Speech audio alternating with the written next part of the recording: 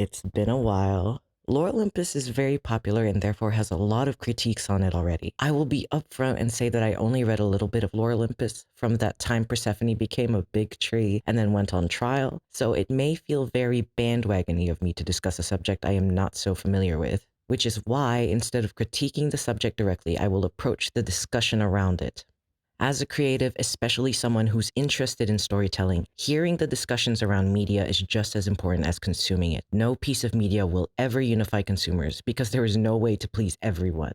It's impossible, but you can still glean from its general reception how good or bad it is. Lore Olympus is interesting in this case because it is very polarizing. It has an avid fan base. It is one of, if not the most popular webcomics on Webtoon, but it also has a lot of critiques, a lot of which can come off as harsh or almost even petty and hateful. You can hate or like a piece of media for very superficial reasons. It can be difficult to judge media quote unquote objectively when art and storytelling is so subjective. Still, there are ways to critique art and elaborate on it while being able to distinguish from personal taste, which is typically the crux of most critique videos on anything ever.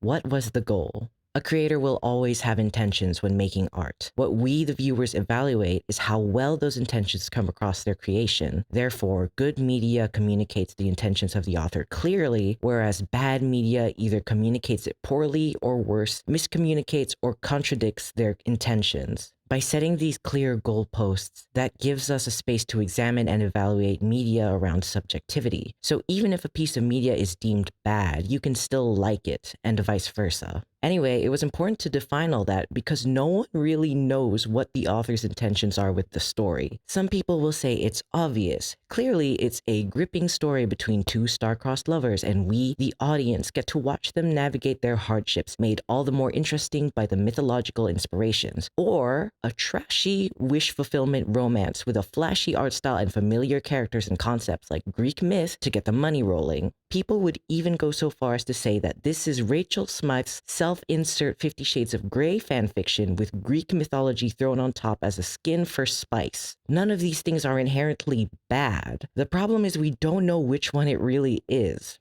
Those are all things that we can glean from the contents of the story and how it's handled. The discussion then becomes messy because your critique on the story depends entirely on what you believe the author's intentions are. So even beyond personal taste, it is difficult to have a level discussion about Lore Olympus because we can't properly judge whether or not it's succeeding at what it's trying to communicate. You can't evaluate a trashy self-insert romance comic as a deep exploration of complex character relationships and trauma and vice versa. People who view it as a poorly written character drama critique that it resembles trashy romance too closely, while others would argue it's incredible that a trashy romance can have such deep character drama. To make the discussion around Lore Olympus even more messy, the comic tackles very difficult and heavy subjects like relationships with power imbalances, abuse, and sexual assault. So on top of disagreeing on the author's intentions and how well the comic delivers on them, we're also asking ourselves how well these sensitive subjects were handled. Individuals who identify themselves in these situations will have many of their own feelings and experiences to dictate how they feel about the representation, but there will be people out there who have not had those experiences, or maybe not so much to the same degree. The way those people view representation will be influenced firstly by their understanding and empathy, and secondly by what they believe to be the intentions of the author.